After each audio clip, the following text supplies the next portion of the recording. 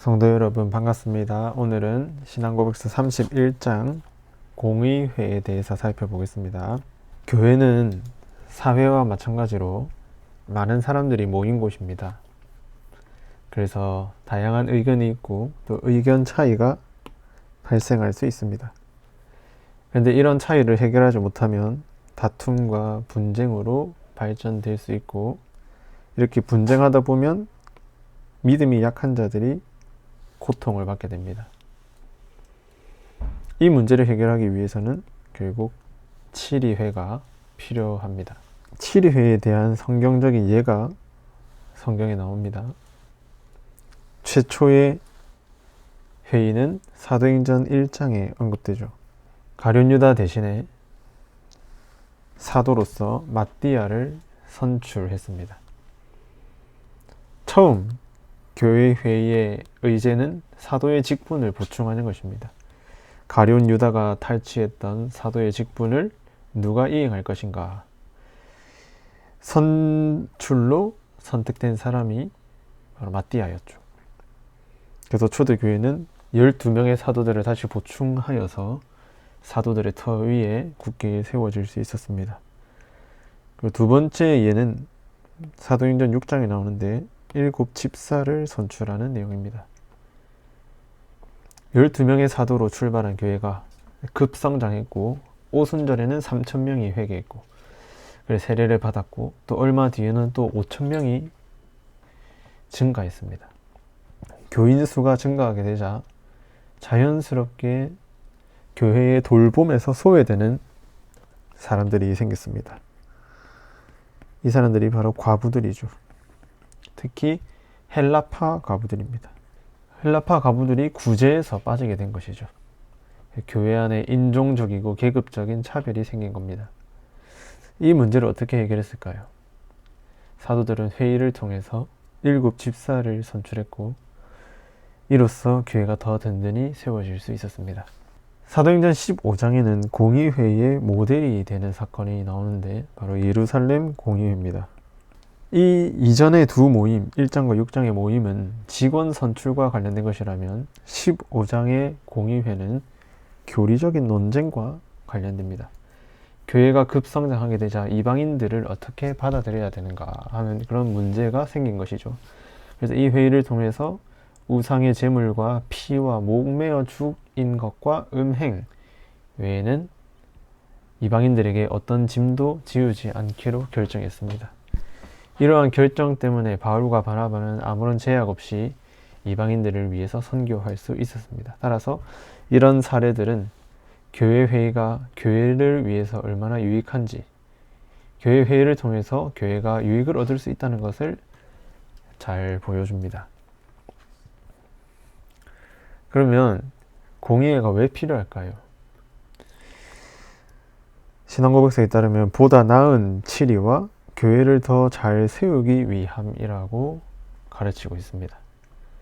공의회는 교회의 본질에 속하진 않습니다.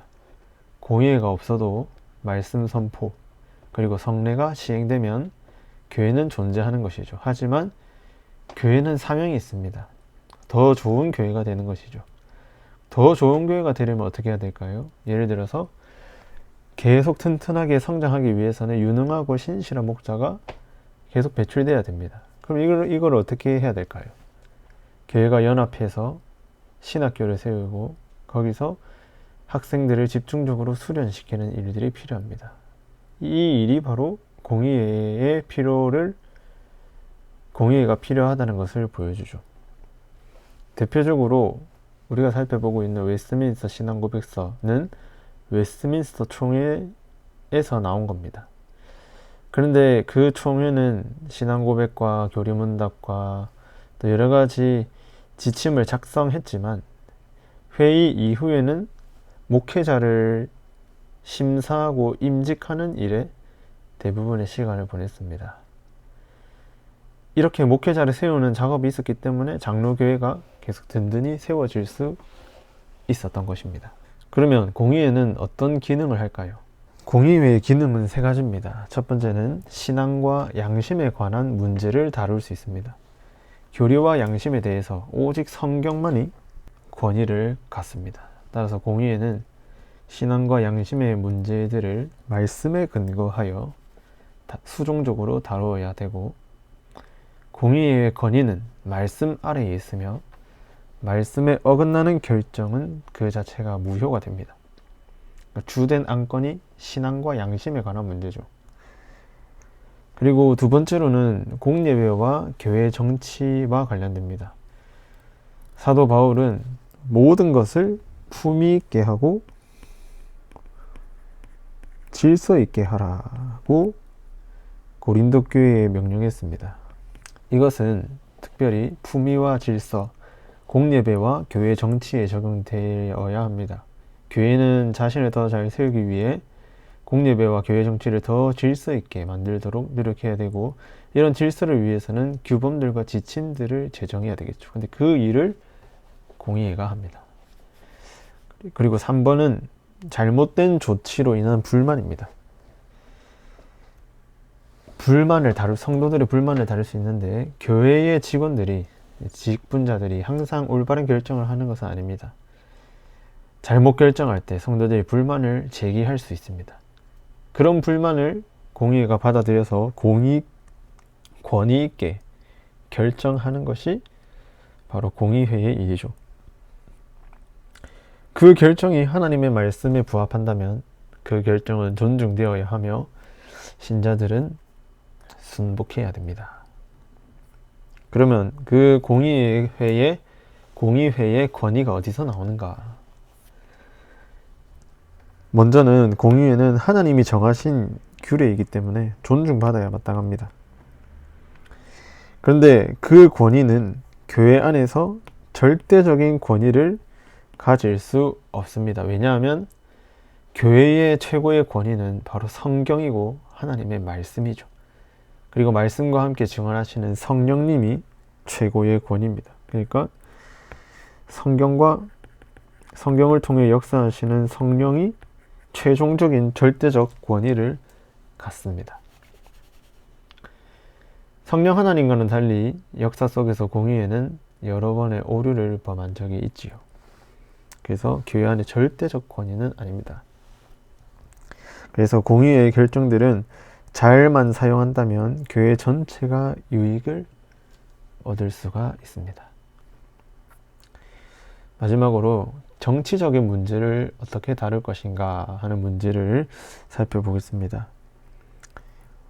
5항에 보면 공의회는 교회와 관련된 문제 외에 다른 어떤 것도 다루거나 결정을 내려서는 안 된다고 고백합니다.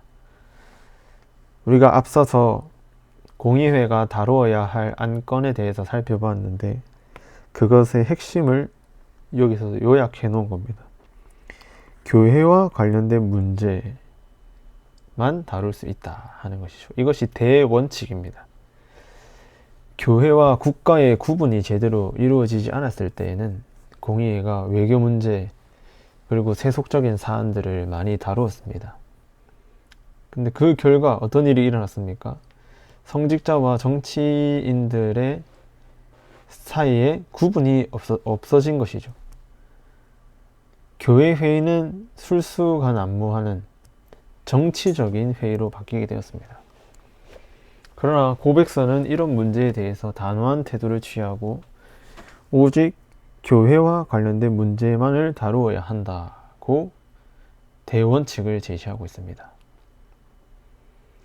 그런데 이게 일반적인 대원칙이지 절대적인 대원칙은 아닙니다. 예외가 있죠.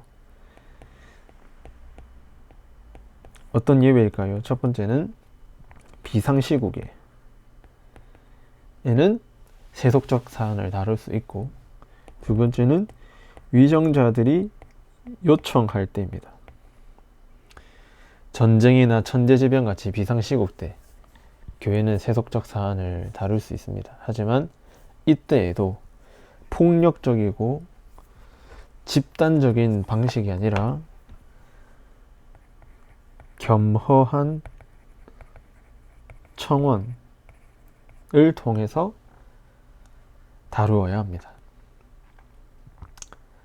장로교회가 소위 시국선언과 같은 권위 있는 형식을 취하는 것은 우리가 고백하는 바에 위배되는 것이죠.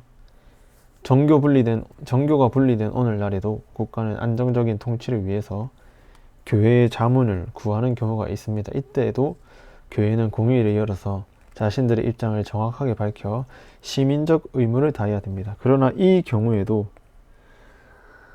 힘과 능력을 과시하는 것이 아니라 조언의 형식에 불과하다는 것을 잊지 않아야 하겠습니다.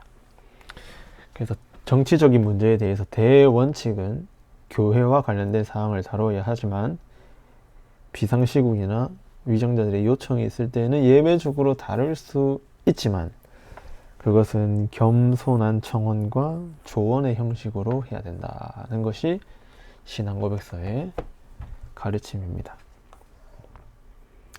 그래서 결론입니다. 결론에서는 한 가지만 말씀드리고 싶습니다. 공의회의 목적은 더 좋은 교회를 세우는 것입니다. 더 좋은 교회를 위해서는 무엇이 필요할까요? 신학교가 필요합니다. 왜냐하면 유능하고 신실한 목회자를 양성해야 하기 때문이죠. 그러면 공의회를 고백하는 우리, 또 신앙고백서의 가르침을 받은 우리는 무엇을 할 수 있을까요? 바로 신대원을 위해서 기도하는 것입니다. 성도님들께서 신대원에 많은 관심을 가지시고 유능하고 신실한 목사가 배출될 수 있도록, 또 이를 위해서 공의회가, 또 우리 고신총회가 또 맡은 바 사명을 잘 감당하도록 기도해 주시면 감사하겠습니다.